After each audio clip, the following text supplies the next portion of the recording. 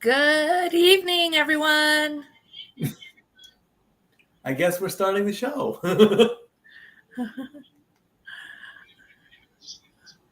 I don't know what happened, but hey, we're live.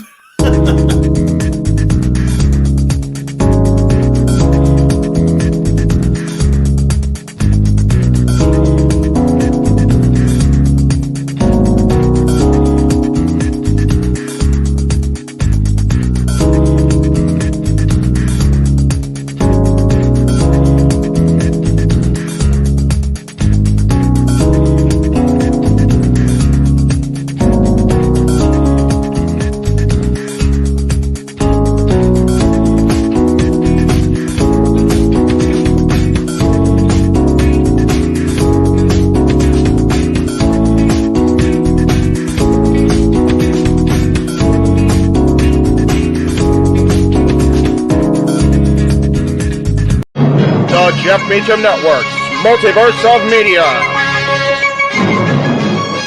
For over 15 years, the recognized symbol of excellence and the standard bearer in coverage of sports and entertainment.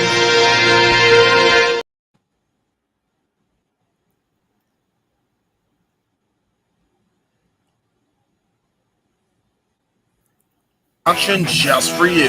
Sit down and relax as the Statboy and his partner break down the statistics in all things sports. Whether it's football, basketball, motorsports, baseball, hockey,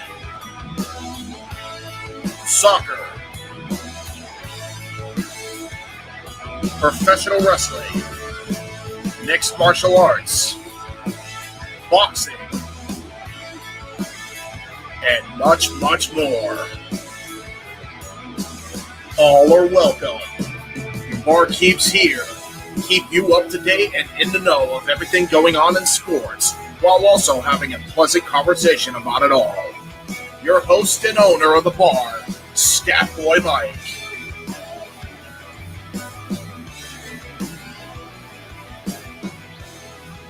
His partner in crime, Dori Lou. And a host of other guests coming in. The food's hot, the seats are warm, the drinks are ice cold, and the sports talk is plentiful. Casa D-18 Studios presents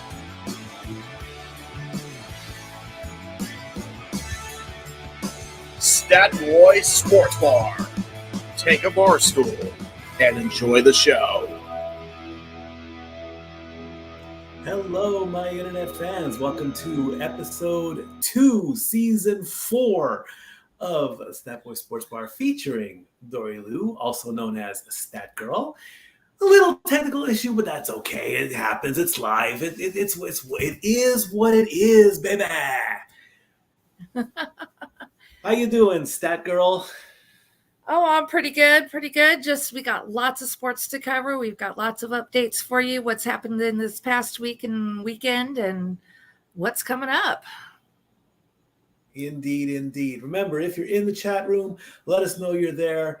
Send us a super chat if you want us to immediately talk about a topic. That'll be helpful. We do have our rundown.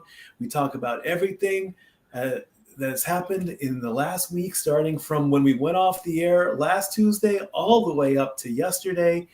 So anything that happens in the next couple hours, it'd be like breaking news, but whatever like that. And of course, everything in the Statboy Sports Bar is hashtag Statboy approved. Don't worry, Statgirl approved is going to be trending soon too. I promise. Oh, we'll see about that. Indeed. All right, let's start off with the world's most sophisticated game, golf. And there is the winner of the Wyndham Championship in Greensboro, North Carolina. His name is Lucas Glover. Now, the importance about the Wyndham Championship is this, that it is the final tournament before the men's golf's playoffs. And after winning this tournament, Mr. Lucas Glover is now in the FedEx Championship. So what have they been? This is what they've been playing for all season. There are 3 upcoming tournaments that are happening. It is the FedEx St. Jude Championship this weekend. Next weekend is the BMW tournament, and the week after that is the actual PGA Tour Championship. So here's how it's going to work. There are 70 players that have qualified. All season they've been playing for points, just like in NASCAR. When you win a race, you earn points. When you win a tournament, you win points. So they're all gonna. So the 70 players that you see on your screen right now, they have all qualified and they are all going to play this weekend. At the end of that tournament, the list is going to be down to 50. Then they're going to play in the BMW tournament, and then they're going to be chopped down to 30. When the PGA tournament starts, the number 1 player is going to start at 10 under par. Then everybody else from the 2 seed down to the 30th seed, they're going to get a bit of a bonus. The number 2 seed is at 8 under, the 3 seed is at 7, and so far all the way down. If you're the last 4 seeds, you're even. Kind of compare this to almost like the 2-day tournament in Jeopardy as well. Then they play the tournament. After all the rounds are completed, their score plus their bonus, the winner is named PGA Championship. And that ends the men's golf portion of our roster.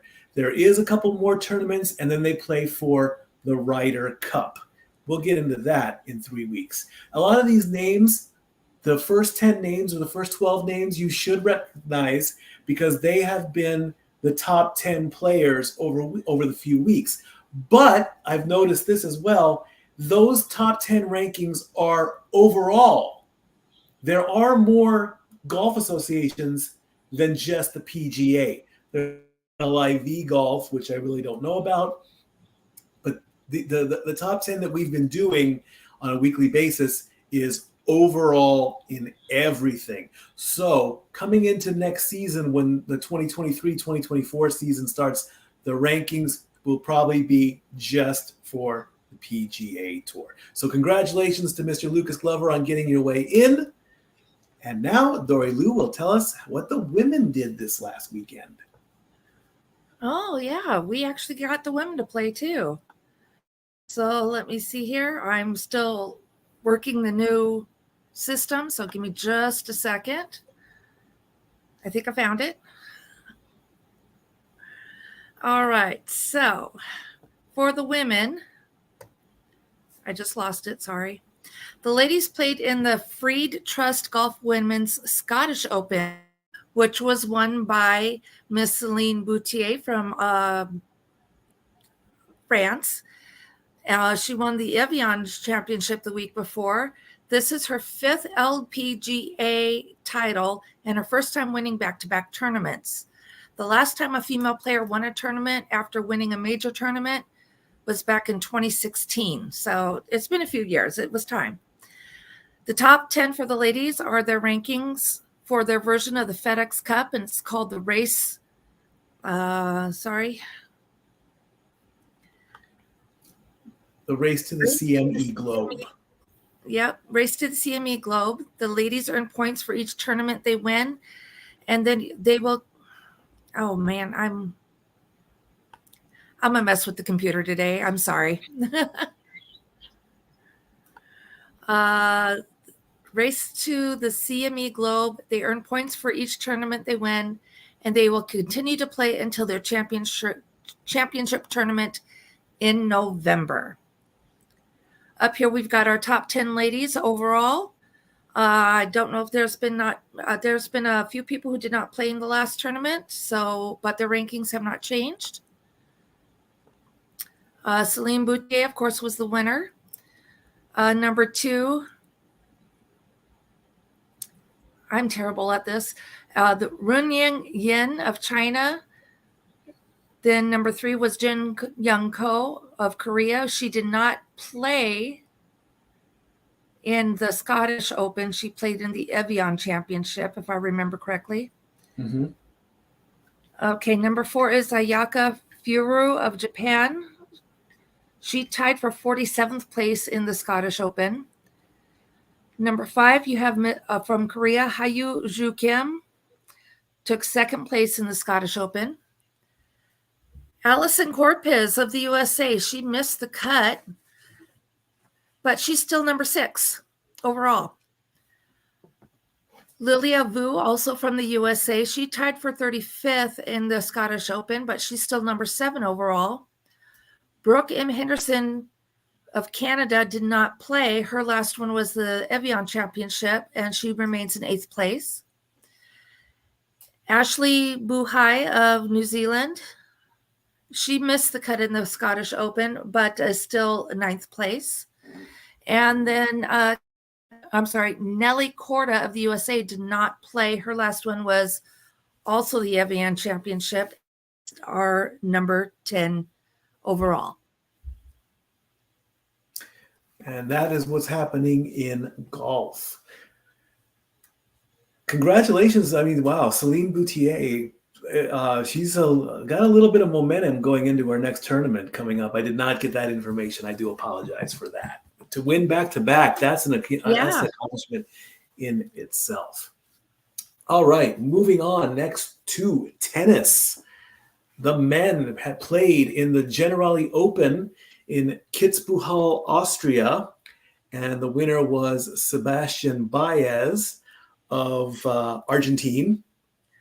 And of course, I'm very proud and very happy of this next guy. He played in the Miffle Tennis Open in Los Cabos. He was the number 5 ranked player. I proudly hold the flag behind me on the wall. It's Stefanos Tsitsipas of Greece. That is, he finally got a title this year, and it was his 10th title overall. He defeated Alex de Minaur of Australia, and they kind of have a bit of a rivalry going on. Every time they have played, Stefanos has won every single time. And in the Mubadala City DC Open, the winner was Dan Evans, who had to wait out a thunderstorm for a couple hours. Weather has been a factor in a lot of stories coming up. We not just in DC, but in NASCAR and in tennis. As far as the top 10 goes, we have a bit of a change. Stefanos Tsitsipas moves into the number position after his win. Everyone else really did not play. Carlos Alcaraz is still the number 1 player. Djokovic is still the number 2 player. Medvedev is still number 3. There's Stefanos with a +1, knocking down Casper Ruud to 5th. Holger Rune hasn't played since Wimbledon. Andrei Rublev hasn't played since Hamburg. Jannik Sinner hasn't played till Wimbledon. Taylor Fritz lost in the semifinals in the DC Open, and Francis Tiafoe lost in the finals. Very proud of you, Stefanos. Bravo. Bravo, Stefanos. All right, let's talk about the ladies. So the ladies, we have our winner. Why do I get the really difficult names? I'm sorry. The now Hibino from Japan. Let me restart this. I'll actually follow the script. The women played in a rain-soaked tournament in Prague where Japanese player Nao Hibino, won her 3rd WTA title after a 2-hour delay in play. American and number 7 ranked player Coco Gauff won the newly merged Mubadala City DC Open, as it was supposed to be 2 separate tournaments. I suck at computers. I'm working at it. Was supposed to be 2 separate tournaments, with one being played in San Jose. She defeated number 9 ranked player Maria Sakkari of Greece to win her WTA title this year and her 3rd overall. I'm getting there.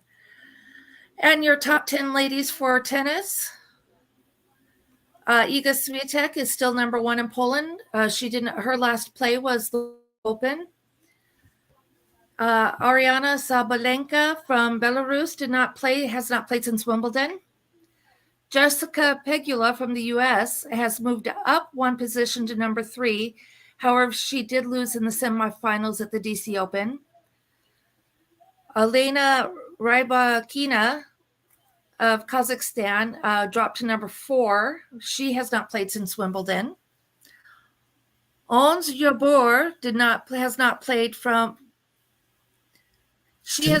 since Wimbledon from Tanzania. Tunisia, I'm sorry. Thank you. Number 6 is Carolina Garcia from France. She lost in round 16 of the DC Open. There is your DC Open winner, Coco Gauff, number 7 from the U.S. Maria Sakkari from Greece moved up 1 position to number 8. She lost in the finals. Number 9 is Petra Kvitova, Czechoslovakia. She has not played since Wimbledon.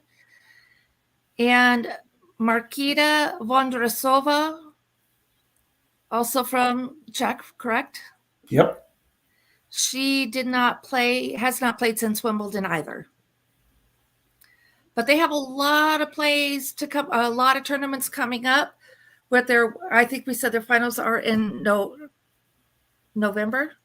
No, there's the season runs all the way through the end of the year. Through the end of the year.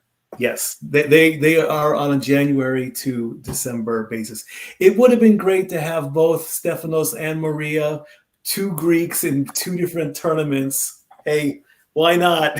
I would have been happy about that. But it happens. Not everybody wins when you want them to. All right. That's the truth. Up next, let's make a left turn and talk about what happened in NASCAR. Well, we had a rain delay. Like I said, we had a pretty good storm hit yesterday here in. Oh no, are we doing soccer? Or are we doing NASCAR? If you want to go to soccer, that's okay. Go ahead. NASCAR, your Xfinity Series. Okay. Your top 10 from the Cabo Wabo Tequila 250. That's a mouthful. Have you had Cabo Wabo tequila? No, that's okay. I don't need it. So they were in Michigan. And your top 10, and I'm working on Mikey with this, on listing the 10 and then working it backwards. Because, we got to build up that anticipation on who was the actual winner. Hey, JJ, nice to see ya. So number 10 was Jeb Burton in the number 27 for Jordan Anderson Racing, followed by one of his teammates, or just behind one of his teammates, Parker Ratzlaff of number 31, also for Jordan Anderson. Number 8 was Parker Kligerman of Big Machine Racing, just behind Ross Chastain. He was driving the number 10, so he was driving for Colleague Racing.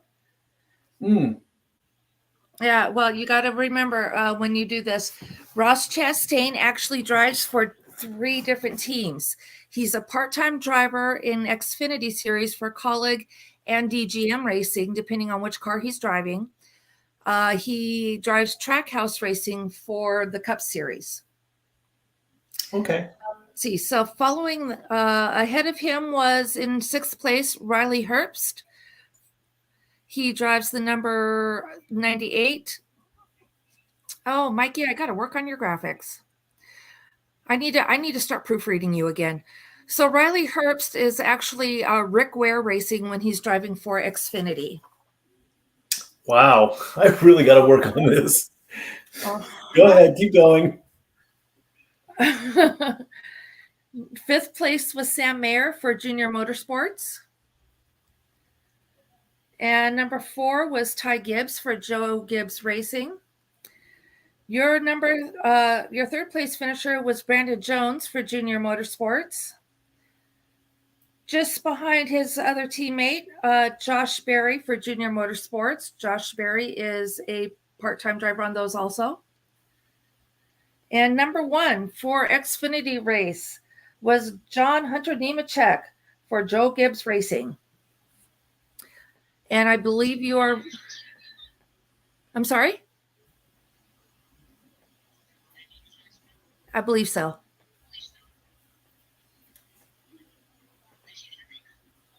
Oh yeah.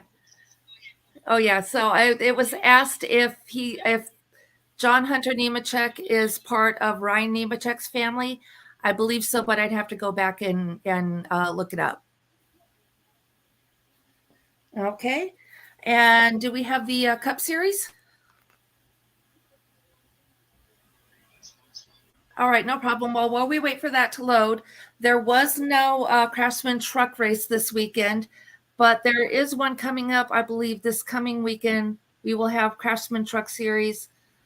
Our Friday, August 11th at the Lucas Oil Indianapolis Raceway Park. So that one kicks off Friday, and Xfinity will be Saturday the 12th at it's their Indianapolis Motor Speedway road course. Ooh. Now to the big one most people watch, the NASCAR Cup Series, our fun Sunday race when it's actually able to be ran on a Sunday. Number 10 was Eric Jones, the number 43 for Legacy Motor Club. Number 9, Ryan Blaney for Team Penske.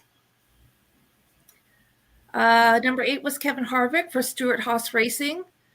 Ross Chastain for Trackhouse Racing. Yes, Ross Chastain took 7th place in both races. You don't see something like that very often, so I thought that was kind of cool. Number 6 was Daniel Suarez, who is actually Ross Chastain's teammate for Trackhouse. 5th place was Kyle Larson for Hendricks Motorsports. Number 4, Brad Keselowski for Roush Fenway Keselowski Racing. That's about full. Your 3rd place finisher was Denny Hamlin for Joe Gibbs Racing, just behind his teammate Martin Truex Jr. And your big winner for this week for the Cup race was Chris Buescher for, again, Roush Fenway Keselowski Racing.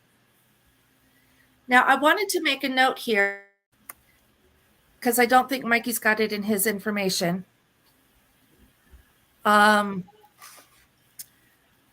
Racer or driver Noah, number 42 for Legacy Motor Cars, primarily Xfinity driver, has been suspended indefinitely due to his actions or what he's been posting on social media and it being in violation of the member conduct. More to come on that as it develops, but I will tell you that the upcoming races on the 13th and the 20th, two-time 24-hour Le Mans winner Mike Rocky Rockenfeller will be driving the number 42 for Legacy Motor Car. Yeah, that note did come in, but I just didn't do a graphic for it. It's a touchy situation. I mean, a lot of sports stars are held to higher standards when it comes to their personal life and their social media life. They can get into a lot of trouble, and NASCAR has deemed that whatever Noah Gragson was posting on social media is inappropriate, and therefore I did read the report. He has apologized, which of course is honorable, but in some cases it's just not good enough. And it's at the end of the season anyway, but it's also an indefinite suspension, so we don't know if his career in Cup Series is over. It could be appealed. We just really don't know. So, you just gotta be careful what you say on social media and what you say when people, just because, you anytime this can come out and you're on a camera and the next thing you know, Yeah, Cancel I mean, culture. even I'm going to give you a brief example.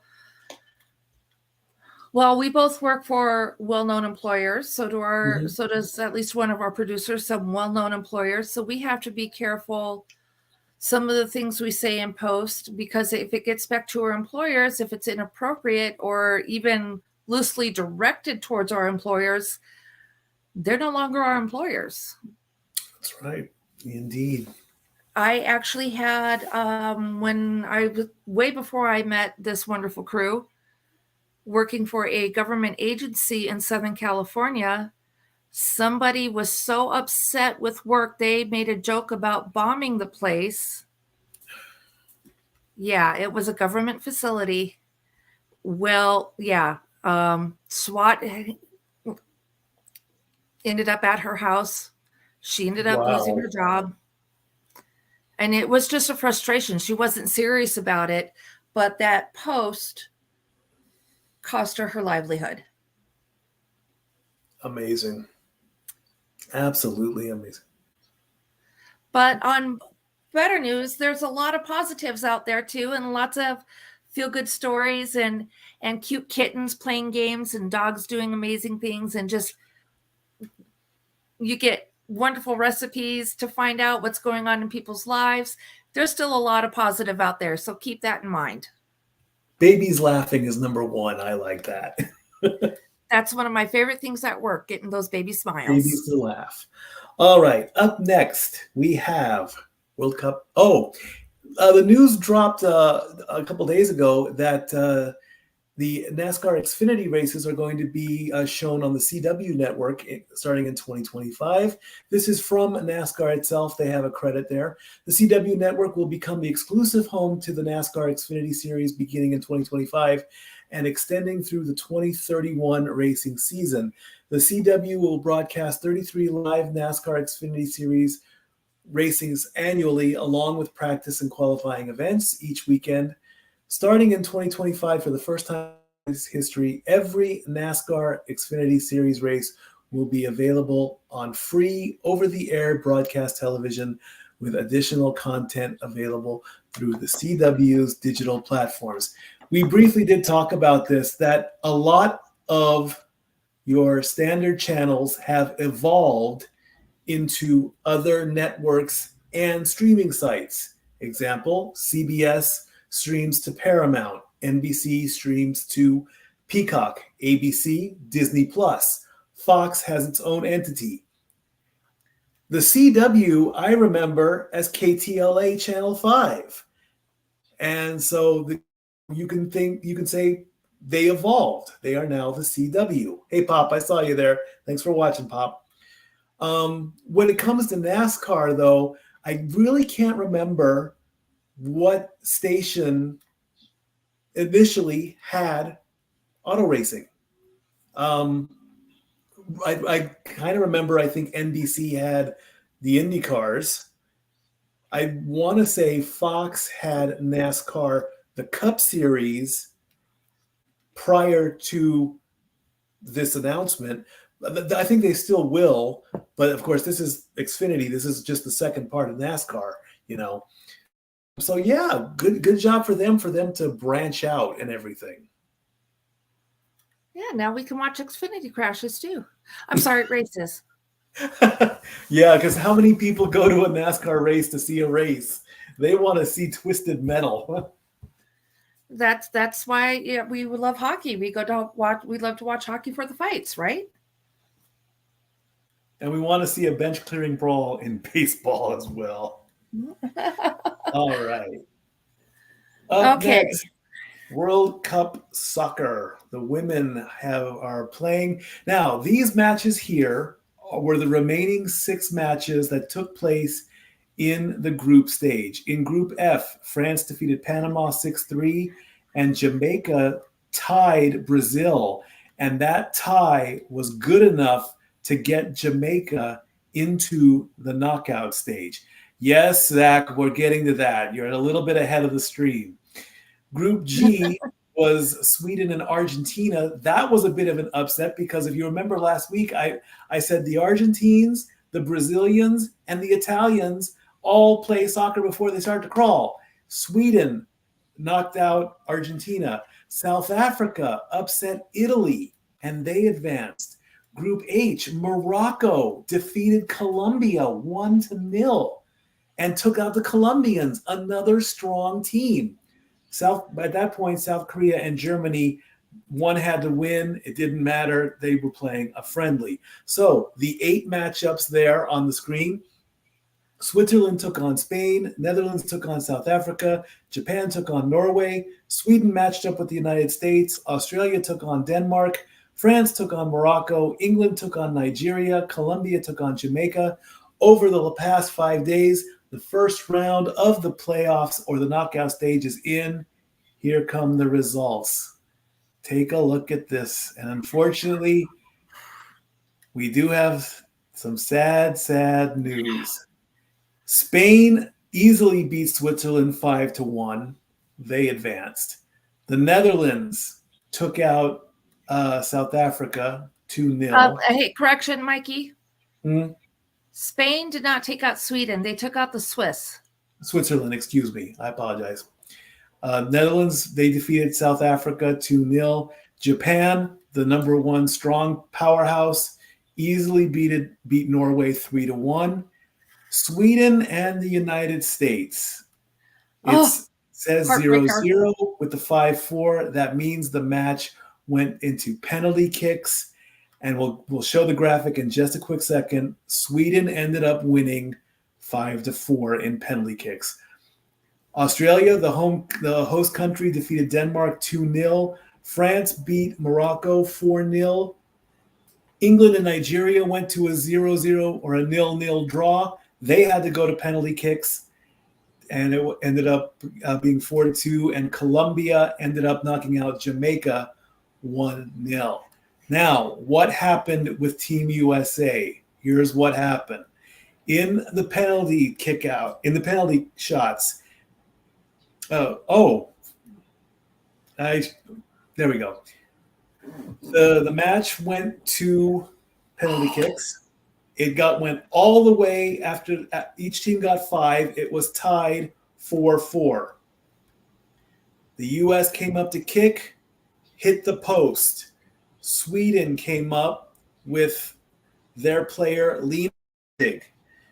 She kicked the ball. It hit the goalie's hands. It went up a little bit. The goalie was on her back, and she swatted the ball out of the net. She stood up, and she's looking in the next picture. She looked at the referee, and she's kind of shaking her finger saying, no, it did not go in. The announcer comes on. They look at it. The referee makes the signal similar to saying that you're safe in baseball or the no good sign in football. However, in soccer, that signal means game over, meaning the goal was good. And if you can see, you really have to look. The ball has crossed the line. It is by the slightest bit, and that counts as a goal. So, of course, Team USA is now out. They cannot retain or go for their 3rd title. A lot of the players were very sad and very upset. And, of course, by a millimeter, it was that close. They have the VAR, which is the video assisted referee. They checked it, and it was a good goal. Sweden advances. You can't get any closer than that. You really, That's really a heartbreaker. It was indeed. Also, Megan Rapinoe has now. Oh wow! Your dad did that? Wow. Unbelievable. Don't be sad for Team USA. I mean, don't be angry about it. You can't get any closer. If that ball did touch the line, they would have kept going. And, it just didn't happen. Megan Rapinoe is now retired from women's soccer. And, of course, there is a report blaming the coach. That's a normality in sports. Always blame the coach. You know, if you remember the first Mighty Ducks movie, Coach Bombay tells Charlie, Triple D, if I would have gone one way, the goal would have gone in. Yeah, but if you didn't, you would have missed completely. It happens. It's a game of millimeters and centimeters. Of course, the positive in the World Cup, and this was a very surprising story. I did not realize that this happens, but the Japanese fans that have been attending the World Cup matches, regardless of who's playing, they will take the time and they will help out cleaning the stadiums. Now, of course, stadiums, you know, let's face it, there are soda cans, bottles, water bottles, food wrappers, peanuts at the baseball stadium. It's a mess. A lot of people get paid a lot of money to make the stadium usable. The Japanese fans, they are going in there. They literally have trash bags and they are assisting. And a lot of people are praising them for that. So, arigato Nippon for Japan. Well done indeed. I've never heard of that. I really haven't. Yeah, that's actually really cool. That's a community doing their part. Of course, if the fans would actually clean up for themselves after the show, then the workers wouldn't have to work so hard. Well, not all fans can be like us. Yeah. I mean, I've even seen people bottles at like Angel and Dodger Stadium. They will come in and they will and then they take it and they recycle it, which is wonderful. They're making a stand on that. So the 8 teams that are left, you know, it's hard to choose. You might want to root for the home country, Australia. You know, Japan is still in there. That's Zach's pick. Yeah. Go Japan, go. I would probably, if I were to re-rank them, I would probably want to go Australia, Japan, Spain, England, Netherlands, Colombia, Sweden, and France. France is one of the men's French soccer team has actually won the World Cup. Why not let the women do it too? We'll see what happens, but I'm not going to make any picks because I haven't actually been watching. I've just been getting the updates. They're on too early in the morning. I need my beauty sleep. I'm sorry, my witchy sleep, so I'm not too much of a witch the next day. Yeah, with the time change, they play at the hours that I don't even admit sometimes. In fact, when we were doing we were doing the SummerSlam watch along. Again, quick shout out. Well done, guys. Good job on the show. My initial plan was watch SummerSlam, take a nap, and wake up at 4:00 in the morning to watch the USA soccer match. Didn't happen. I did do a little bit of. I did do the show. I said my goodnights and went to bed. Woke up that morning. Immediately grabbed the phone. I was like, "Oh my God, they're in overtime." Turned on the TV. Then they went to penalty. I saw the penalty kicks live, and so that's what happened. Pop says Aussies for the win. Yeah, let the host country win. I would totally agree. All right, up next is, I believe, WNBA. WNBA. Let's take a look. All right, time for some ladies playing basketball. Do we have the graphic? Come on. Well, while we're waiting for the graphic, I've got the power rankings for week 10. Oh, Jeff is coming in. Hi, Jeff. Jeff? The hell? I know I put it in here. Don't worry, Jeff. Close, Captain. I have a backup plan. That's all right. So we're not there yet. Wrong sport. All right. Well, do you want it? There we go. The Las Vegas Aces are 24-3, and they have clinched for the finals. This is a 40-game season. We're in week 10 right now. They have pretty much been dominating, if I remember correctly. They just beat the Dream and Liberty this week. Actually, right today, they play the Wings, and Friday they go up against the Mystics. Sunday they will be playing up against the Dream. And it says Sunday's loss snapped an 8-game win streak for the Aces as the Liberty took command in the third quarter. But this doesn't take away from the seemingly unbeatable aura that has surrounded the Aces for much of the season. Number 2 is your New York Liberty, who are 22-6. They have not changed rankings since last week. They won against the Sparks, beat the Lynx, damn it, and then beat the Aces. This week on Friday, they'll be at the Sky and Sunday at the Fever. They have 5 separate 4-game win streaks so far, but have yet to be able to do 5 in a row. They'll be looking for their 5th straight win on Friday at the Chicago Sky, when actually Chicago is going to play center, where the Liberty are 11-4 this season. But we'll get to them in a minute. Or actually, no, they're 11-4 at home. I take that back. Your 3rd place team right now for the ladies is the Connecticut Sun, who are 20-7. They beat the Lynx and the Fever this past week. They're playing today against the Storm, Thursday at Mercury, and Saturday at Wings. Their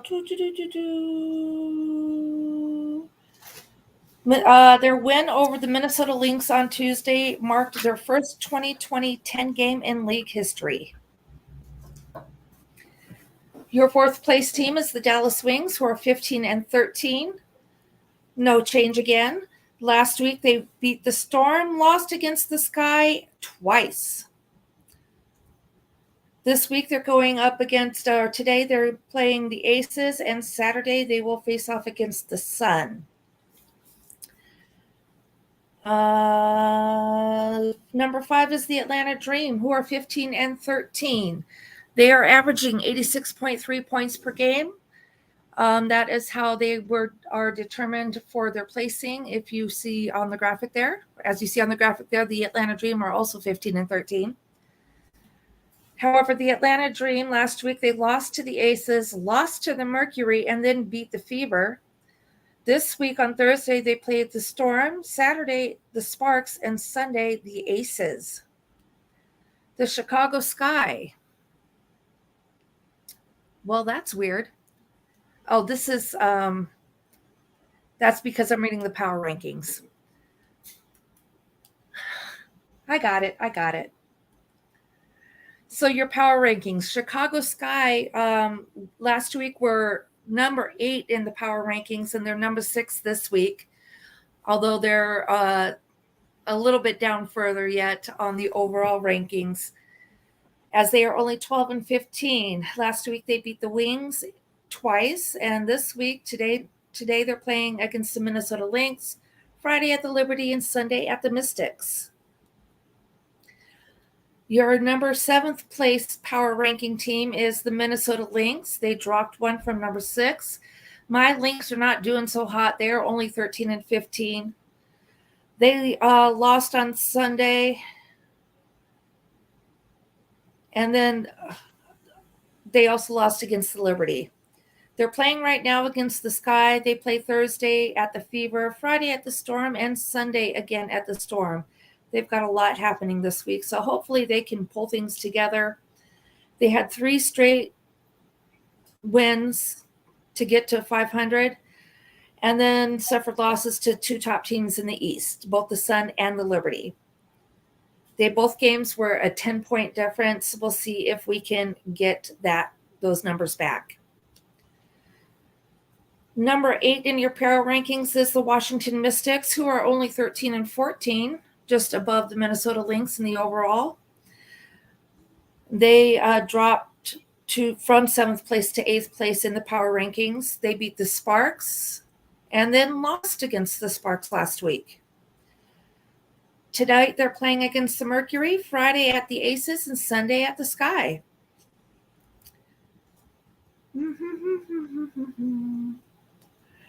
Number 9 in the rankings is the Los Angeles Sparks. They are currently 10 and 18. Their power rankings have not changed. They lost last week against the Liberty, lost against the Mystics, and then turned around and beat the Mystics. Right now, they are playing the Fever today, and Saturday they are going against the Dream. Your number 10 is the Seattle Storm, who is not quite the bottom of the barrel, but darn near close to it. They are 7 and 20. They lost against the Wings and then beat the Mercury. Today they are playing against the Sun, Thursday against the Dream, and Sunday versus the Mercury. They've rebounded from their franchise record 10-game losing streak by winning 3 of their past 4 games. We'll see what they can come up with next. The Phoenix Mercury are your 11th place team, both in rankings and power rankings and overall. They are 7 and 20. The Seattle Storm have them by 1.8 points per game lead. They lost this past week. They lost at the Fever, beat the Dream, and then lost against the Storm. They are at Washington today, the Sun on Thursday, and the Storm again on Sunday. Indiana Fever is 7 and 21. Last week they won against Mercury, lost to the Sun, and then lost to the Dream. Today they are versus the Sparks, Thursday at the Lynx, and Sunday at Liberty. And I think I covered it. You did very well. I mean, I'm impressed. I was private chatting with Jeff. I was like, what's she doing? I'm like, it's brilliant. Go with it. I have my moments. I mean, and I have these apps. I use them. I don't. Yeah, that's where we have.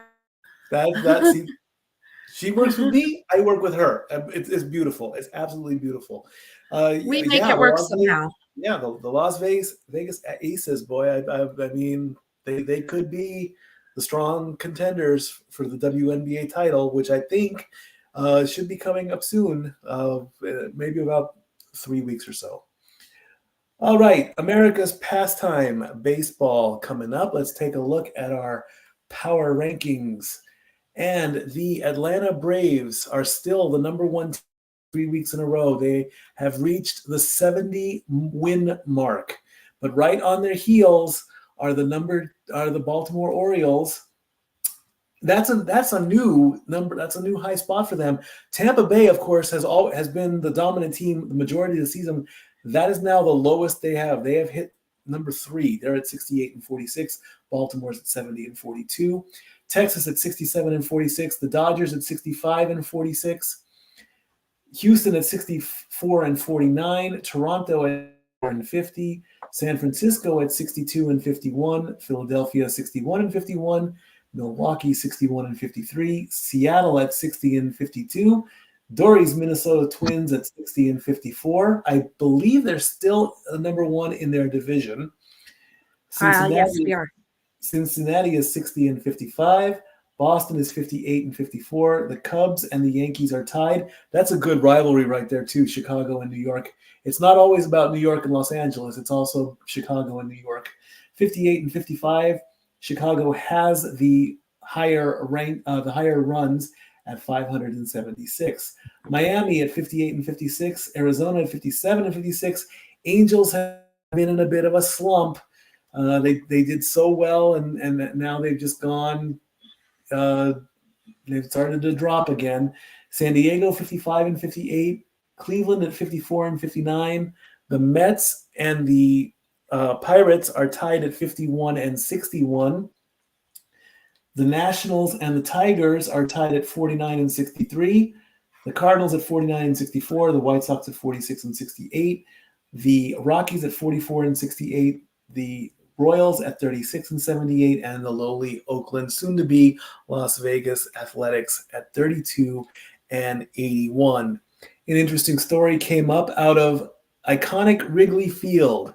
Chicago Cubs center fielder Cody Bellinger broke the scoreboard during a game against the Cincinnati Reds on October 1st. Now, their scoreboards are mostly electric with screens and everything else. Not Wrigley Field. They still keep it old school, and they use manual scoreboards. It's only one of 5 that exist in all of baseball. But, it wasn't that bad of a damaged scoreboard. It was just it was their modern take. They do put a small video screen. It's right there on the bottom left corner of the scoreboard. It was fine after a half an inning or so. They brought it back up. Wikipedia says that nobody has ever hit it until now. So Cody Bellinger gets that distinction. And he likes to call his home runs belly bombs. Of course, naming your home run ball, for me, that goes all the way back to Mark Trumbo of the Angels. He used to hit trum bombs. And I also heard that home runs were nicknamed jacks. I don't know, he hit a jack or something like that. I don't know how that one got. So home runs can be dangerous, especially if you are a scoreboard. But no big worries there. All right, folks, we are going to take a small little commercial break, let you know what's coming up on the channel, and then it's time for the meat and potatoes of Statboy Sports Bar, football. Stay tuned.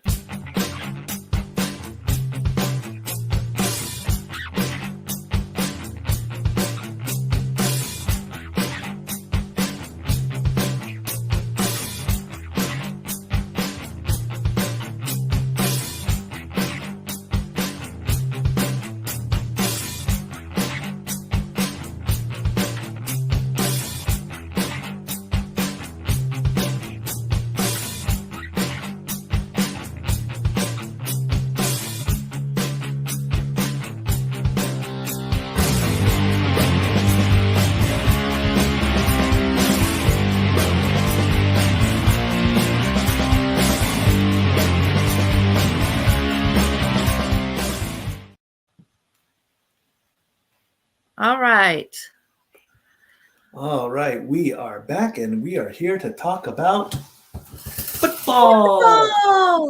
Football. Meat and potatoes of Statboy's Sports Bar, featuring Dori Lou here on the Casa D-18 Studios.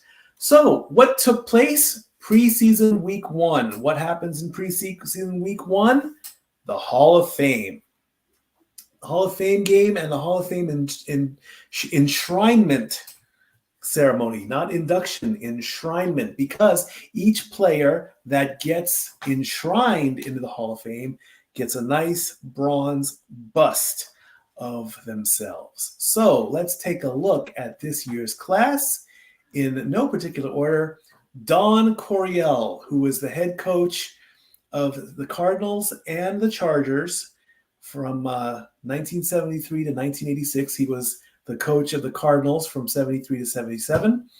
He then moved over to the San Diego Chargers, not the Arizona Cardinals and not the Los Angeles Chargers. This was St. Louis and San Diego. He was named the AP NFL Coach of the Year in 1974.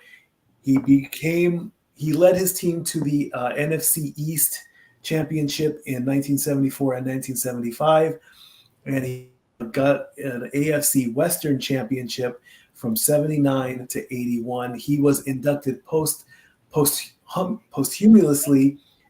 Sadly, he passed away in 2010. Rondy Barber, cornerback for the Tampa Bay Buccaneers from 1997 to 2012. He is a Super Bowl champion. He got voted into the Pro Bowl 5 times. He has the record in the 2001 season for receptions at 10. and he currently holds the most consecutive starts in NFL history by a defensive back. 215, nice. DeMarcus Ware, who played for the Cowboys and the Broncos. He's an outside linebacker. Same jersey number there, 94. He won the Super Bowl in 2015. He went to the Pro Bowl 9 times, and he was the 2-time NFL season leader in sacks. Zach Thomas, another Cowboy. He played for Dallas in 2008, but the majority of his career he was a Miami Dolphin. He played middle linebacker. He got to the Pro Bowl 7 times, and he was the 2 times NFL season leader in tackles. And there's Jerry Jones there too. Joe Klecko of the New York Jets. He played for the Jets before finishing up his career in Indianapolis. He was a defensive end and a defensive tackle from 1977 to 1988. He made it to the Pro Bowl 4 times, and he was the season leader in sacks in 1981. Chuck Howley, the Bears. Dumb Bears. And another Cowboy. Jeff, the Cowboys got some love this year. 1958 to 1959. And then from 1960 to 1973, he was a linebacker, won the Super Bowl in 1971. He played in the Super Bowl the previous year, and he is the only MVP ever named from a team that didn't win the Super Bowl. That's an accomplishment there. No other player who's been named Super Bowl MVP has come from the losing team but him. And he is a 6-time Pro Bowl player. What I've seen on film, Chuck was a badass, and as far as the Cowboys getting love, might as well get love in the preseason because I don't think we're going to do dick again this year. Anyway, we got time to find out what happens. I mean, let's see what happens in preseason and go from there. Ken Riley of the Cincinnati Bengals, Who Day, 1969 to 1983. He played cornerback, enshrined posthumously. That's how I was going to jump in and say posthumously. Thank you, Dori, for beating me too. I appreciate you. At the time of his career, at the time of his retirement, he had the 4th highest interception in a career at 65. Posthumously, that's the word. The only 4-time player. He played for the Jets, he played for the Buccaneers, he played for the Patriots, and he played for Casa D-18 Studios. How about that? Wow, in 2017, Casa D-18 Studios has a team. There you go. He played for the Chiefs. He was quarterback from 2007 to 2017. We're not amused by your shenanigans in the control room. We have to show the logo. And he's a 7-time Pro Bowler. And Joe Thomas of the Cleveland Browns, offensive tackle, 10-time Pro Bowler, and he has the most consecutive snaps played, 10,363. Wow. There's your Hall of Fame. And joining us in the room now is our buddy DJ Mutt King. All right. The fantasy god has arrived. How you doing, Zach? Just to put that into perspective, can you imagine playing 10,000 snaps in a row? No. I mean, what?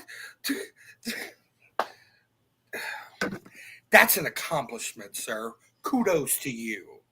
My arm would be hurting. Indeed it would.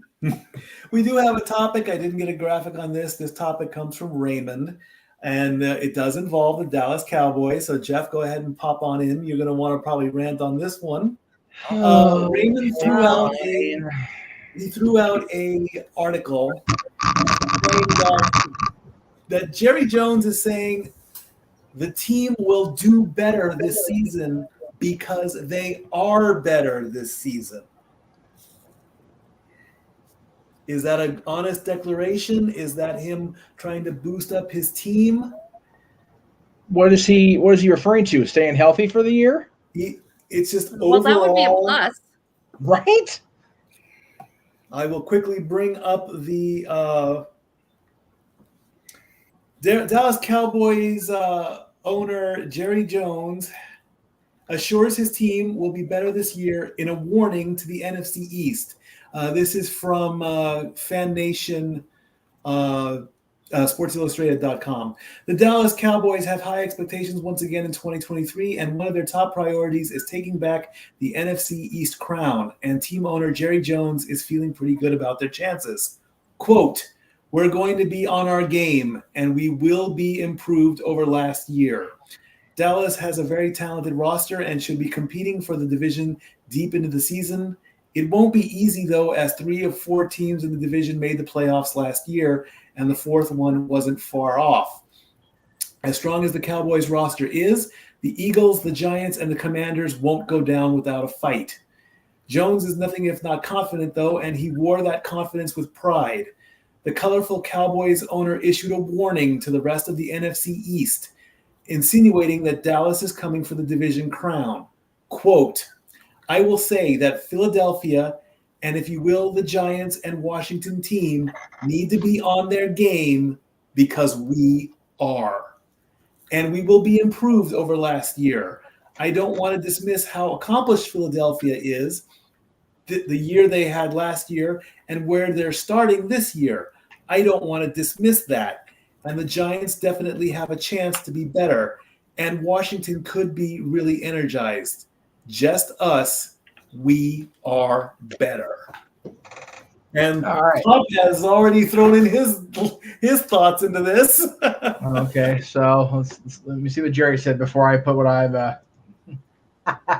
Yeah, so I actually agree with Jerry. So what I'm going to do, I'm going to make an executive decision right now, and I'm going to nominate Jerry Jones for the Spizbees for quote that didn't age well in 2023, because that shit's going to be a thing. I guarantee it. Woo! Oh boy. Oh boy. More Jerry. information on the sports bar SBs to come. Yes. The Spizbees. The Spizbees. I don't know what we're calling it. JJ, kind of. Can you make this graphic real quick? Sure. I don't know what I'm doing, but we'll go ahead and. Why the hell not? So. Zach, what do you think about what Mr. Jones had to say? We'll see. Yeah. That's it? That's all you got? What more can you say? You know. I mean, last week we said that, or last week Dak Prescott said, "I am only going to throw no more than 10 interceptions this year." This week, Jerry Jones is saying, "We're going to get our crown back because we are better." What's next? The Dallas Cowgirls are going to say, "We're the best cheerleaders because we." Hey, hold it right there. I'm going to stop your ass right there. They are not the Dallas Cowgirls. They are the Dallas Cowboy cheerleaders. I do not call them cowgirls. Uh-oh. I will make it a point to fly out there and bop you if you do that again. If it gets you out here, when we're done, I will go and slap him. No. At your expense, Mikey, not mine. Oh, I got it. And you ain't got the money. Swish, it's good. Dallas Cowboys cheerleaders. For love of God, people. They're America's sweethearts, for God's sakes, Michael. Anyway. So one thing I don't mess with is my cheerleaders. Damn it, all the hell. Any Cowboys cheerleaders, be it the Dallas Cowboys, be it our wonderful Canyon High School cheerleading squad that we're going to be actually out on the field a week from Friday. So there you go. Oh, cool. School has started. Season starts. There's a scrimmage out in some freaking remote location. I can't even pronounce the damn school name. That's this week, but next week we're home. So. Very good. Zach, what say you? Well, you got rid of Ezekiel Elliott, so you know. Oh God! Oh. Big mistake. I mean, what? I had no problem with him. I didn't either. That's the thing. Like, what exactly is going on? And now Kellen Moore's gone, so everything's all fixed and everything's all good. I know. Yeah, no. Now they got the reverse Belichick going. They got the guy coaching on the field is also the GM. In Dallas, we've got the owner is also the GM. That shit does not work. Well, they think it's a Motel 6. We could just flip on the light switch and it'll work. Yeah, the problem is the freaking light's drawn in the wrong kind of bugs. Yep. Dori, what do you say about Mr. Jones? You know what? If you think positive and keep those positives out there, you make changes. That's fair. So that positive thinking and that positive, line of thought and putting it out there for the media, it's like, okay, these guys are feeling confident. Maybe we need to look out. Is there a line between staying positive and being overconfident? Oh yeah, Definitely. like by a lot. Yeah, I don't think Jerry's being overconfident. I just think he's trying to motivate his guys because we listen to me. The Dallas Cowboys have been highly performing way under potential. They've been doing that for years. These guys should be contenders every friggin' year, and because one or more of the major folks can't seem to keep themselves healthy, right, Angels? Okay. Let me pull CM Punk. Stop me when I'm telling lies. There you go. I've been saying for years, if Ohtani and Trout stay healthy and the rotation on the mound stays consistent, watch out. Trout's hurt. Ohtani almost left. Rendon can't stay healthy if his goddamn life's dependent on it. And it does, Rendon, by the way. Fudge. Yeah, Rendon was on my fantasy team when we were still doing fantasy baseball. Rendon is determined to give me a perpetual ulcer the rest of my goddamn days, the way he gets hurt all the time. It just infuriates the shit right out of me. Anyway, Cowboys. Kind of like Adolph Ziggler, huh? No, you know what, though? Ziggler at least – no. You're thinking Rey Mysterio. Ziggler's not hurt. He's just not being utilized because he doesn't give a shit anymore. He doesn't have to. Nick doesn't care. So it's, That's whatever. true. That's Mysterio true. was always freaking hurt. And he was again recently, apparently. But with the Cowboys, Dak's got to have a healthy, 17 weeks, please. Getting rid of Zeke was questionable. Getting rid of, help me out, Zach, the other guy you mentioned. I'm sorry, my brain went off on a tangent. Kellen Moore. Yeah, losing Kellen Moore is not good. But I think that Jerry's just trying to, pull a Dori and, stay positive because there hasn't been a lot to be positive about in, what's it been, 27 years since we last won Super Bowl? Yeah. Something like that. And I'll always remember the year because I hear about it every Wednesday when football season starts. Thanks, Greg. See you tomorrow, by the way. Hi, G. Freaking Steelers. Good timing. Oh yeah, G too. Yeah, exactly. Yeah. Good timing, G, because you're gonna want to hear what's coming up next. Well, so yeah, it's we have a mystery topic from Zach, and then we'll report on the Hall of Fame game, and then we'll do fantasy football stuff. So if we're done talking about the Cowboys, I'm done. I've been talking about the Cowboys freaking weeks ago, but we'll see. Hopefully, Dori's right, and I need to just stop being such a negative ninny. Zach, what's your topic? So, not mean to deteriorate away, but I need Jeff's input on this because it kind of affects that whole area. Well, yeah, so to speak. Jeff, how do you feel about this whole reclassification of conferences in college football? Because it seems like the Pac-10's just going like completely to shit. Yeah. I saw that. Me, unfortunately, I am the wrong person to ask about college football. That'd be more of a Mr. Cherry question. And if I can get a word in tomorrow with our special guest we're apparently having, I'll definitely try to ask him about that because I do not follow college ball at all. But I did hear that there was enough rumblings last year where I heard about it, made enough of a noise where I was made aware of it. I don't understand it anyway. There's so many like weird.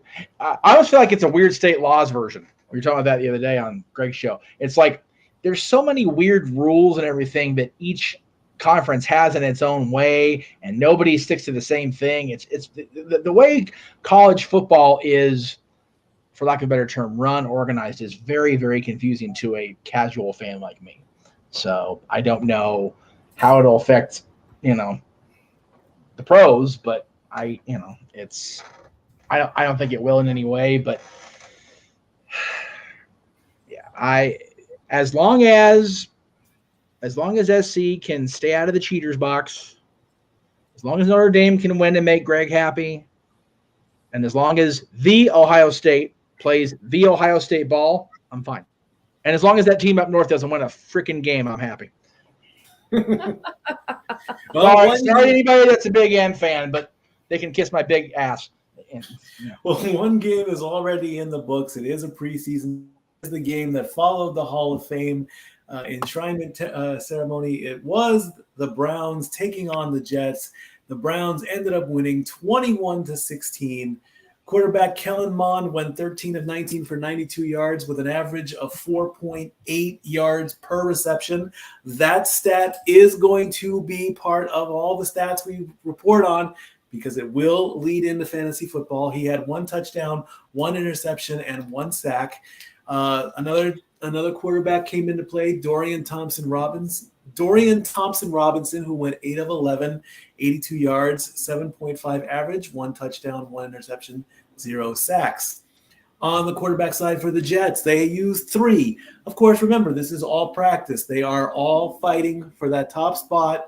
We know Aaron Rodgers is going to be the starting quarterback. He was at the game on the sideline, as was Deshaun Watson. He's probably not going to be suited up and playing for another couple of weeks.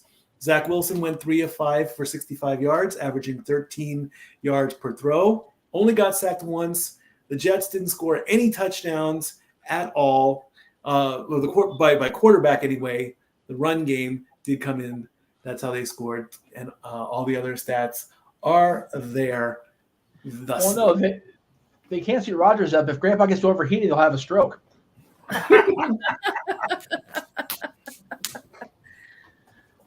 Damn. At least Punk finally shaves so he doesn't look so much like Aaron Rodgers every time he goes out on TV on AEW. Golly, I was trying to okay, which one's which? I'm lost. Well, and I have to say this for Rodgers. He took a major pay cut to go over to the Jets. He did. Yep. And I saw briefly during that game, he kind of did a little interview, and he stated that he's excited to work with some of these younger quarterbacks and help them realize their potential. Hey, you know what? If he's willing to take the cut and he's doing that for those reasons, then good on him. I hope that the organization rewards him with one more ring by pulling it all together because, you have to like Aaron Rodgers, and Lord knows a lot of people don't, to respect his gameplay. And I think that, however you want to classify what's that? I've never been a Packers fan, but he is a quarterback I have enjoyed watching. Yeah, even if he was decimating my team. Well, it's hard to be a Rodgers fan when you're wearing the purple and gold. Is what it is. It's like being a fan of anybody when you're bleeding blue and silver. And it's just like, okay, fine, he's good. Brady's good. Yeah. I hope the Jets at least are competitive because golly, they've been hard to watch. So they've been hard to watch. The Jags are getting apparently major, they're going to do well. They'll win the division. I'm like, okay, here's the thing. If the Jets win the division this year and All In does as well as projected, you're going to need to freaking have Tony Khan sedated from sheer glee. He's going to have a big O in his shorts at the end of this football season if All In does this well and the Jags win the division. Holy shit, Tony's going to have a spaz. It's going to be a thing. Oh, yeah. Indeed he will. We will see what happens. All right. Last week we talked about it. We brought it into play. This week I'm going to tell you how it's going to work as we present the rules to fantasy football. So Dun, dun, far, the teams are myself, Raymond's team, Dori's team, and Zach's team.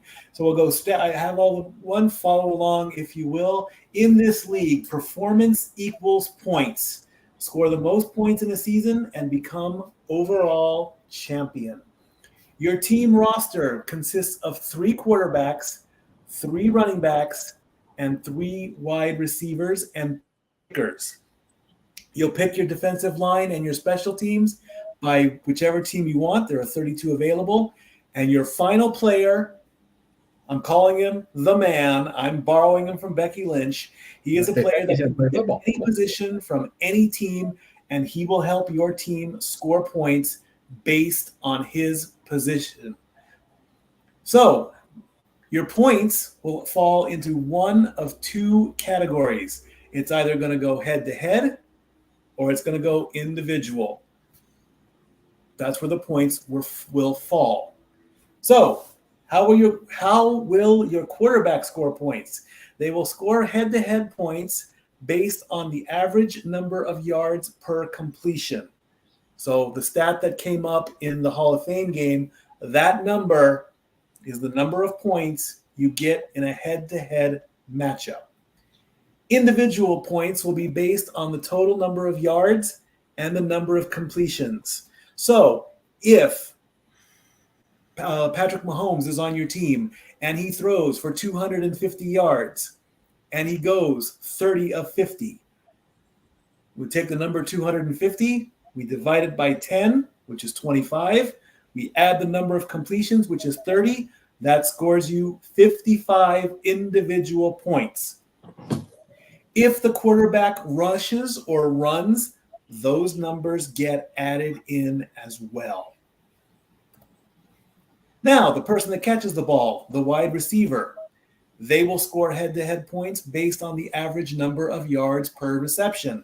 Remember, that stat is going to come up when we report on games. So especially if you have that player, definitely they will be featured.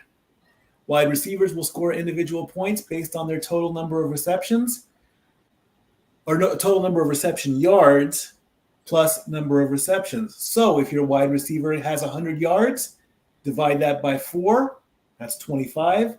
Let's say he has 4 catches, 29 individual points.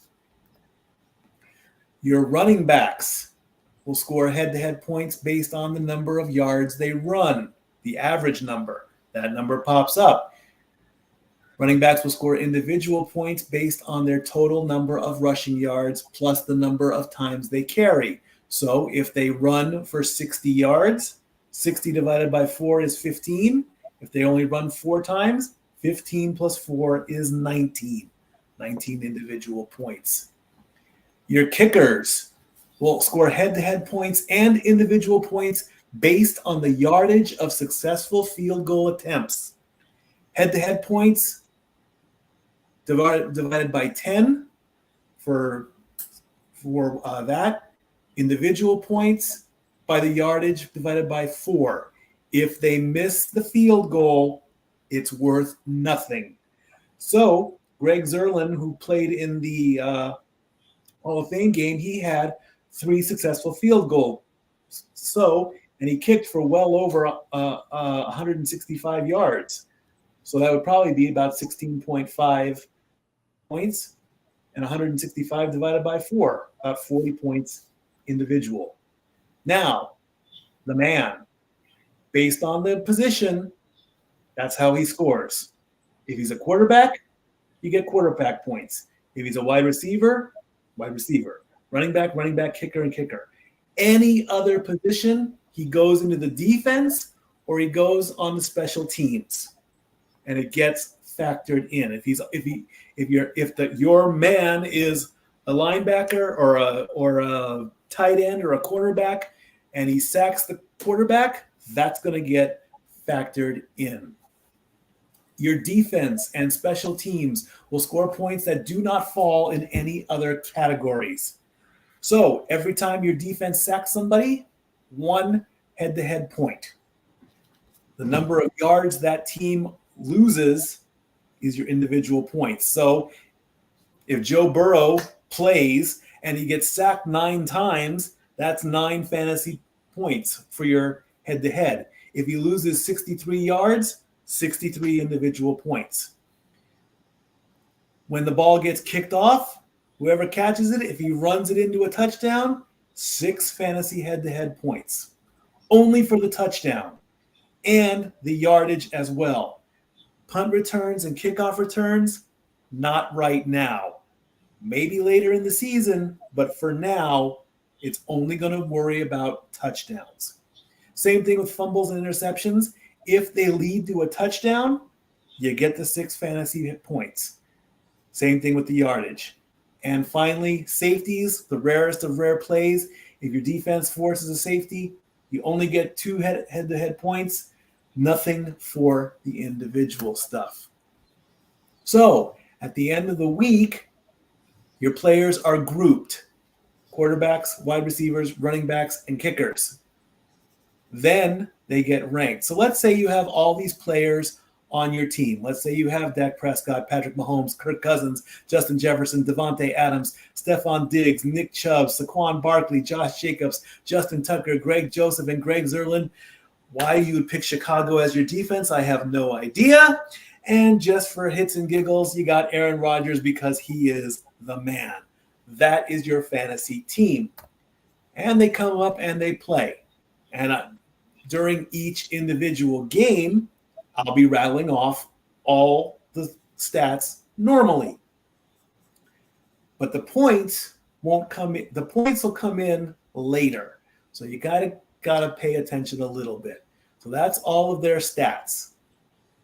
And of course, Chicago didn't do very good at all. Zeros across the board. Again, why would you want Chicago as your fantasy team? I have no idea. Then they get ranked by performance. And whoever does the best out of those will score you the most points. The individual points are pretty much like a guarantee. They will get you individual points. Whoever does the best scores the head-to-head points. So out of the 3 quarterbacks, Kirk Cousins did the best. 31 of 39, 273 yards, 7% average. Your team would score 7 head-to-head points. I should have put more of a block over. So you have 7 points right there. Devontae Adams did the best. He ran for the most yardage. You then get 14.6 points in a head-to-head matchup. Nick Chubb did the best, 6.4, and all the way down. This is how it's going to look in a Microsoft Excel form when I give the results. Then everything gets added up. All the points get scored together.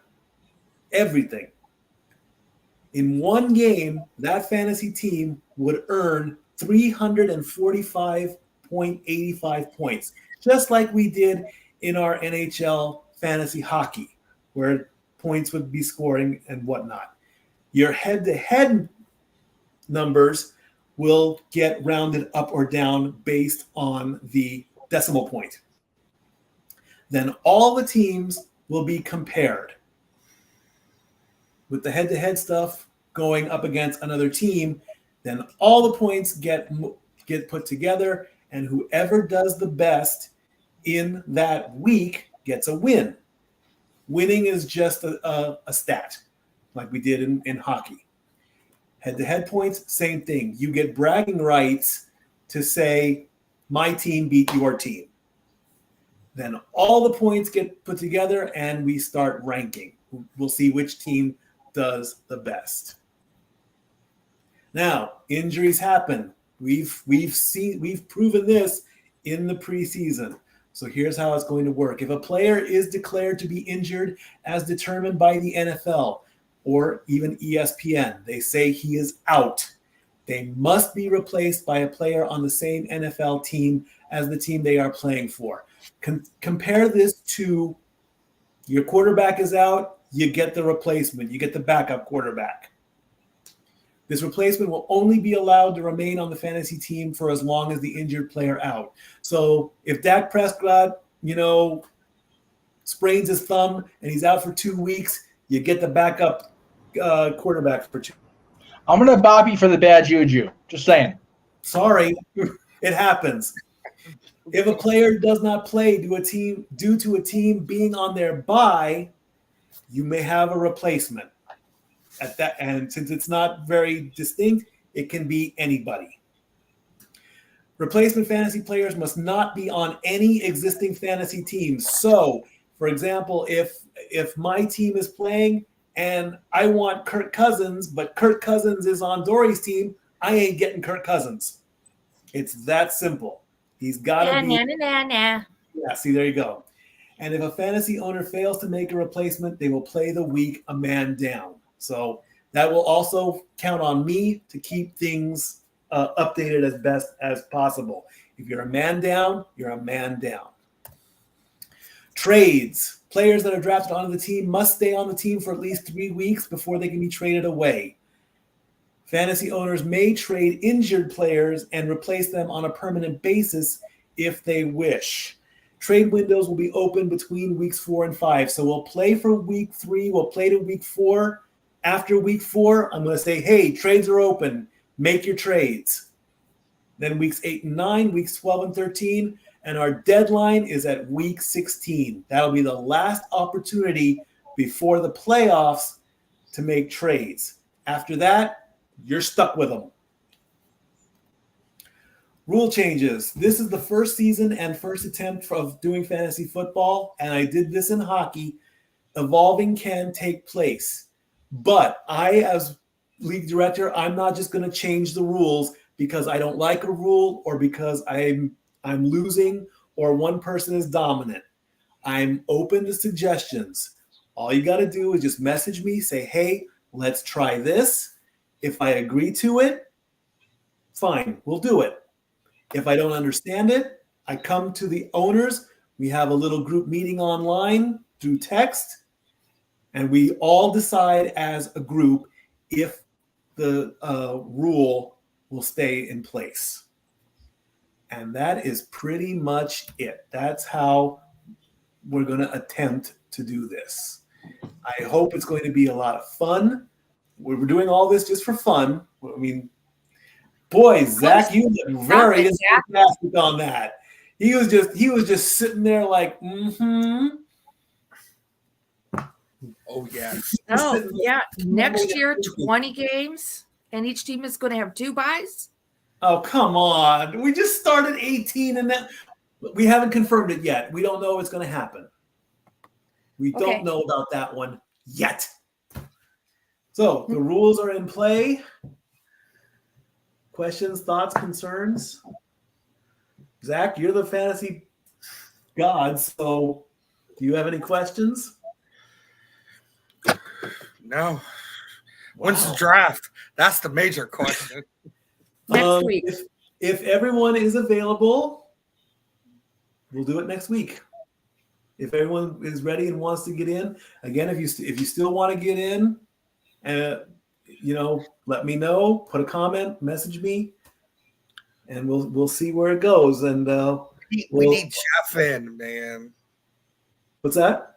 No, Jeff is very adamant, and he does not want to ruin the integrity of the game and be personally biased. He said that many times. Believe me, I have tried. I said, come on, bro, just play along, have a good time. He's like, he will get too angry. He will get upset at the players, and he will not have a good time. So that's his decision. You want to take your microphone off there, sir? No. I am the world's worst competitor. Like I am a freaking prick. And I don't wish to unleash any more of the asshole within upon y'all. For those of you who missed the memo, Coda tires in place today. Talk wrestling is going to be fun at 7:00 for the record. Raymond, I messaged you this the answer. You can pick any active, non-injured player that is on an NFL team but you're only going to pick, officially 13 because your defense your defense is one whole unit. You're not going to need to pick tight ends or safeties or cornerbacks or anything like that. So, like I said, as long as Hey, they if you are want to pick the Bears, by all means, go ahead, because apparently that's not a thing. Oh, So yeah, I mean, why not? Yeah, as long as they are active and healthy and playing, they are available. I mean, there's 32 teams with 2 quarterbacks each. That's a pool of at least 64. You can pick your favorite. You can pick who you think is the best, and leave it at that. And like I say, we just keep going points by points. You left tight ends out of it? Tight end's part of your defense. Is it? No. Tight ends is a part of your offense. Then I'll quarterback, running back, wide receiver, tight end. Well, shows how much I pay attention to. See, this, like I said, first year. So maybe we'll throw in the tight ends with the running backs. How about that? If he runs with the ball, he runs. If he touches wide receivers. But if the tight end becomes a part of the defense, we've officially entered a mirror universe, and I'm not freaking messing with James T. Kirk if we've done that. I'm not doing that. No. Indeed. All right. So I do have one question, Mike. Yes. What about suspended players? They're not playing. They're not active. They're out. Fair enough. If they have to be actively playing. Get suspended, they don't play. They're out. Now, if they come off suspension and you want to trade when they come back into play, you can do that during the trade sessions. Yes. Yeah, that you can do. Yes. Anything else? My running back's only suspended 3 games, so. Which one? Kamara. Oh, wait, we didn't bring that up, did we? Oops. No, we did not. So Alvin Kamara was suspended by the league for NFL conduct policy, which we all know what happened. We all saw the video. We all know it wasn't good. He has come out and apologized. Being a Saints fan that I am, his actions to save himself was kind of dirty. I'm not going to applaud you for offering the guy $100,000 to drop the charges. You know, a little sus, a little bit. Yeah, just a little bit. So he's going to serve his 3-game suspension, and, you know, he better not ever do anything like this, or he'll be another case that's out the door. Indeed. All right. So as far as all our topics and everything, we're pretty much good to go. Jeff, did you want to talk about SummerSlam?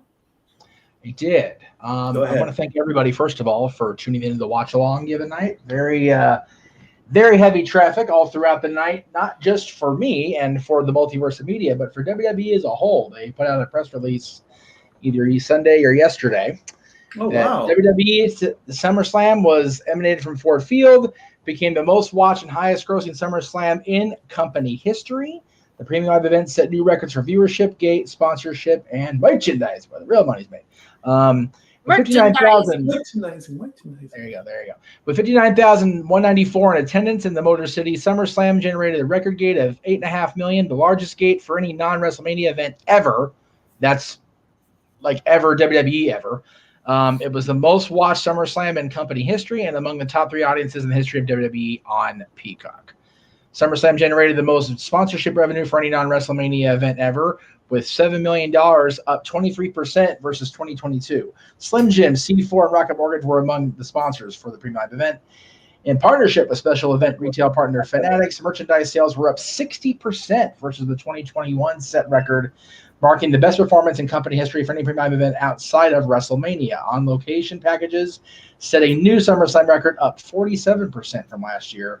In addition, SummerSlam became the most viewed social SummerSlam of all time, with over 230 million views and 4 million hours of video consumed, a 26% increase over last year. So anybody that is going to sit home and tell me that whoever's in charge of the company and whatever's going on is not is not doing their thing. Numbers don't lie, do they, Statboy? No, they do not.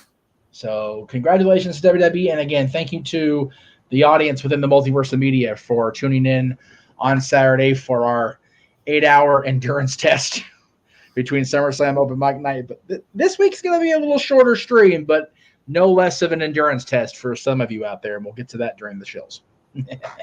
Yeah, the shills. Let's do the shills. All right.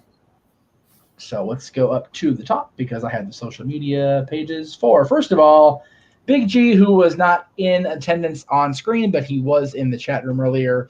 That's his new information. He's basically just added threads, but he's on Twitter, but I can't say Twitter apparently. So he's rolling on that X at NoDQ_BigBallerG, at TikTok at BigBallerG1988, and on Threads and Instagram both at NoDQ_BigBallerG1988. Zach, your socials, my friend. Follow me on Facebook at Zach Nelson, Fluffy Madigan on Twitter.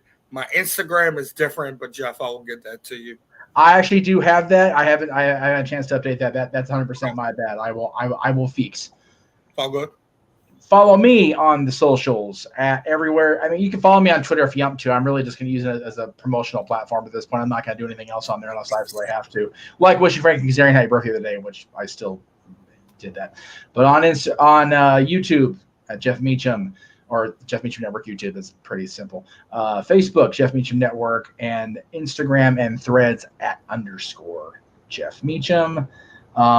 This is a brand new graphic that I'm very proud of, so I'm going to go ahead and throw that up there next. You can follow our barkeeps on their social media platforms.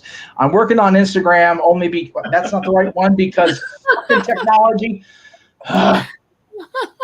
Well, there goes that surprise. Anyway, hell, that damn link. Fuck me. There you go. Fucking hell. All right, you can follow our barkeeps on the platform once known as Twitter, now rolled on that X, Hathaway Lou and LB Stack in 1977, and on Facebook at Dori Lou Hathaway and Mike Caldwell. Like I said, we're going to Instagram links. It's one of those. Mikey's still learning Instagram, so we didn't want to throw shit out there too much. And Dory posted the same day last time that Mikey posted, so we're giving them both a chance to update their Instagram presence before we go ahead and throw that shit back out there. But yeah. Instagram and Threads. I've done Threads too. And Threads, there you go. So we'll definitely we'll keep adding the graphic that never seems to go up right the first time because the producer is just eternally boggled. But since you saw that, I can go ahead and add this as well. You can catch this show every Tuesday, usually at 7 o'clock Eastern, 4 Pacific, unless JJ's running the booth. Then it's of course 7:30 because he has kids to get home to and help worry about. So, and even then, not so much. Let's see. Since we're on the Casa, we'll go ahead and plug the Casa stuff. Where did it go? I find. Oh, here we go. So you saw the trailer for the members only section, which you can join over at the Casa D-18 Studios. And right now the voting poll is up. That's right. You, the subscribers of the Casa D-18 Studios, can choose which SummerSlam classic JJ himself will provide color analyst skills for, alongside the simple man with the reignited spectacular voice after his losing it on Saturday at SummerSlam, Noah Foster. SummerSlam 91's Intercontinental title match between Bret Hart and Mr. Perfect. SummerSlam 1998's ladder match, Intercontinental Championship between The Rock and Triple H. 2004's World Championship match between Chris Benoit and Randy Orton, or 1992's main event between Davey Boy Smith and the Intercontinental Champion Bret the Hitman Hart. So those are your choices. You have to vote over on the community page on the Casa YouTube to make your decision. Running concurrently right now with us because JJ's just a glutton for punishment on his own channel. Simple Take on SummerSlam with he and Noah Foster. Speaking of our SummerSlam crew, JJ Noah, of course, not on the call this weekend because he was at Ford Field along with a gluttony of or a litany, if you will, of no DQ personalities. But you can check out their Simple Take right now. As soon as we get off the air, you can hit that rewind button and check them out.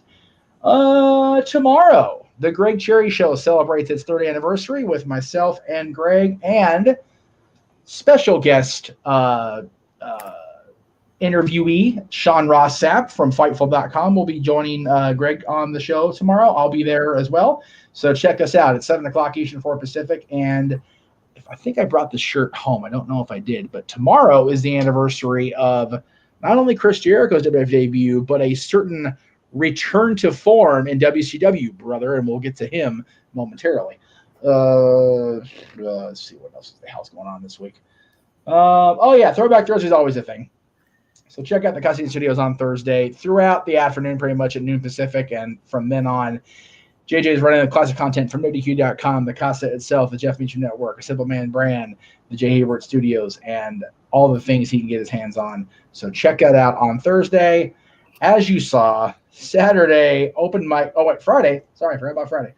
The Dad that Always in Wrestling will feature our top 10 Disney-produced TV shows.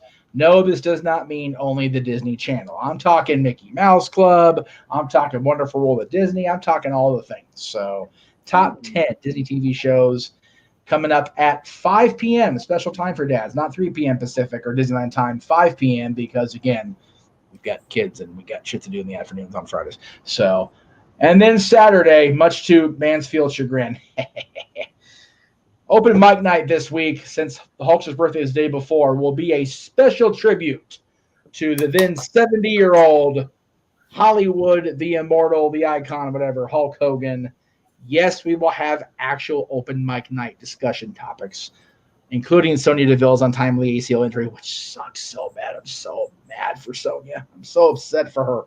As well as the possibility that All In has eclipsed WrestleMania 3 in overall ticket sales, which would be a major, major thing for Tony Khan and company. But in between the topics, Mr. Mansfield has been given an assignment for his homework to divulge and praise positive contributions that Hulk Hogan has made to professional wrestling.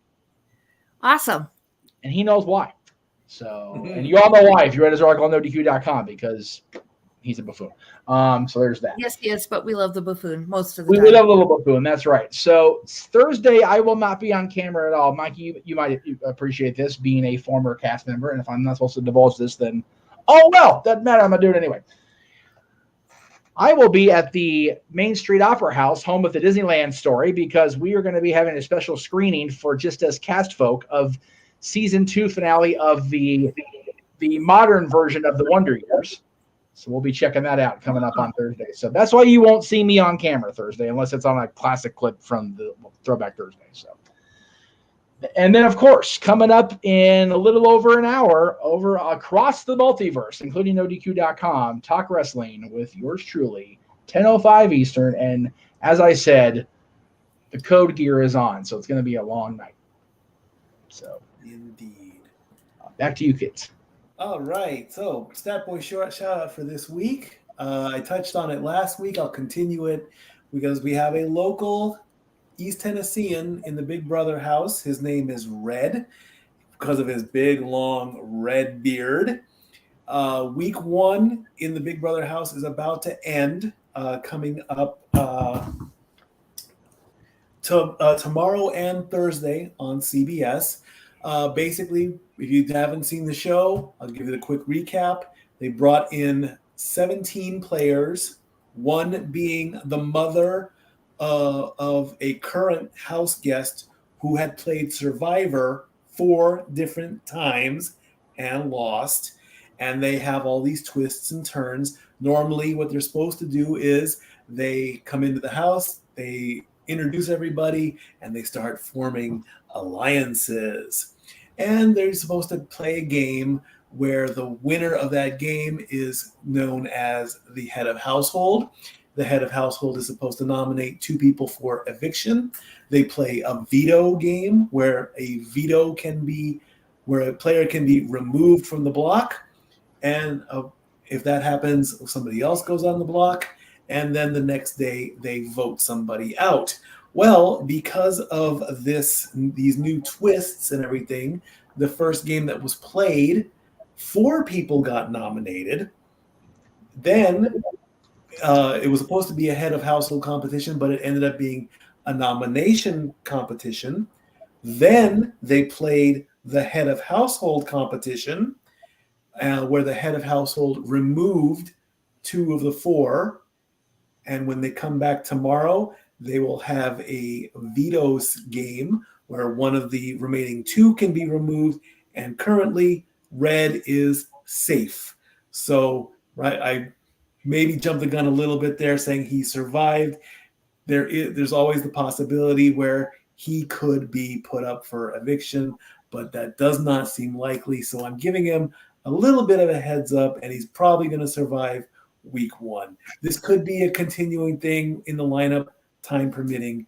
Yeah, so yeah, we have a local one in there.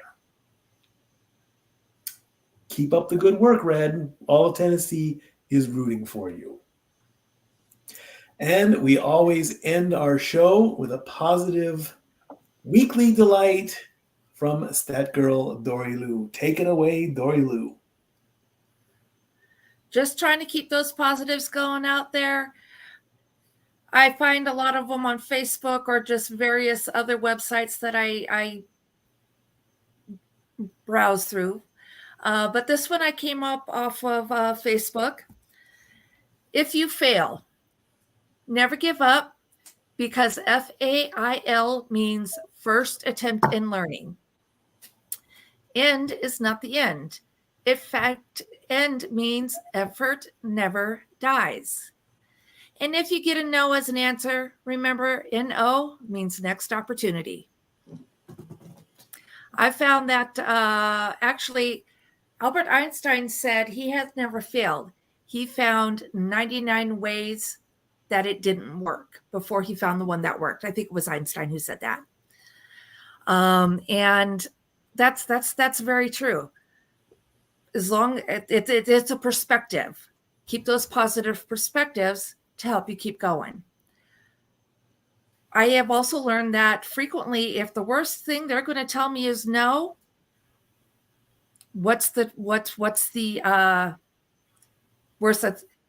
If you want to know something or want to or ask for a raise or maybe ask somebody out, if the worst thing they're going to tell you is no, you know that's your worst possible answer. You have lost that fear in asking or anxiety in asking those questions. And like it says, no, next opportunity. Yeah, I had a similar quote. I actually was reading this yesterday. It's funny you brought that up now, because I got back into this after restarting the program yesterday because I needed to restart the program. For being honest, let me just see what he said here, because I want to actually. If you knew that your success was guaranteed, what would you do? And then you know the answer was usually, well, I'd be thin, I'd have a better job, etc. It's like, no. I'm not asking you what you would be.